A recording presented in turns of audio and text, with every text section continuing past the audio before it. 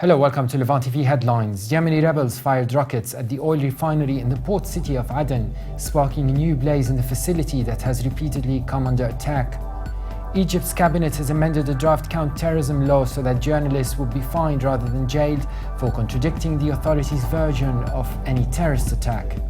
Iran's supreme leader Ayatollah Ali Khamenei has warned President Hassan Rouhani that some world powers are not to be trusted in implementing a nuclear deal, urging vigilance for any breaches. British Foreign Secretary Philip Hammond is in Israel for talks on this week's nuclear agreement with Iran, a day after charging it would have opposed any deal with its archfoe. And Turkey's Prime Minister Ahmet Davutoglu has raised hopes that a grand coalition could be formed, saying talks between his ruling AK party and the main opposition Republican People's Party were progressing. Now let's have a look at the top headlines in today's newspapers in the Middle East. Starting from Lebanon, the Daily Star leads reporting that General Security Chief Major General Abbas Ibrahim returned to Lebanon empty-handed after a brief visit to Doha to discuss the aspects of a prisoner swap deal with Al-Nusra Front. The paper also reports that Parliament Speaker Nabih Berri has voiced harsh criticism towards Lebanese lawmakers for not being able to resolve the ongoing presidential crisis domestically and having to resort to foreign powers. The Egypt Independent leads reporting that a soldier was killed and two others were wounded when their vehicle was hit by a mortar missile in North Sinai on Wednesday. The paper also reports that a draft law in Egypt that would make it a crime to contradict the official version of terrorist attacks should be scrapped.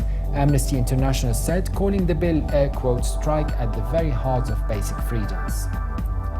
From the UAE, the Khalij Times leads reporting that Arab League chief Nabil al-Arabi said the historic nuclear deal between Iran and world powers is a first step to ridding the Middle East of weapons of mass destruction.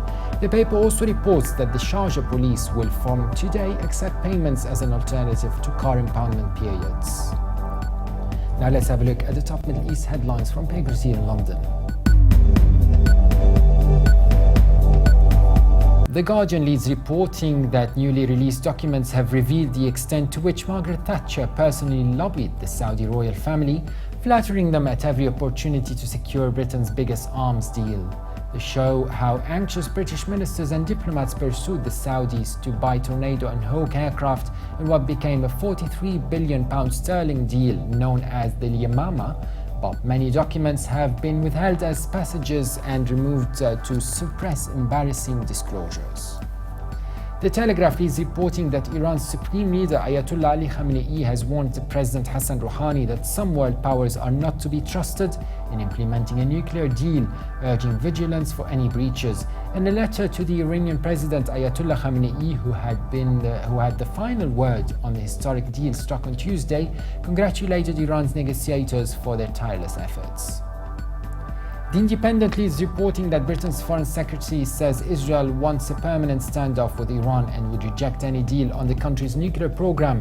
Mr. Hammond said Israel's stance on its neighbour was against the interests of the UK and the wider Middle East region as a whole. Now let's have a look at international papers.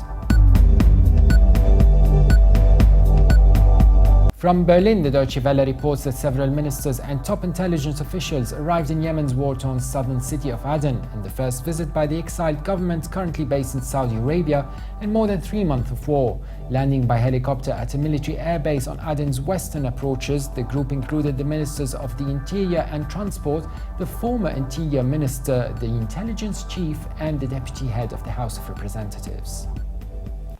And finally, the International New York Times reports that a trove of thousands of Saudi documents released by WikiLeaks have revealed in surprising details how the government's goal in recent years was not just to spread a strict version of Sunni Islam, but also to undermine its primary adversary, Shiite Iran. The documents from Saudi Arabia's foreign ministry illustrate a near obsession with Iran, with diplomats in Africa, Asia, and Europe monitoring Iranian activities in minute detail. And for more updates, please visit levant.tv. Thanks for watching. Be sure to join us again tomorrow, and bye for now.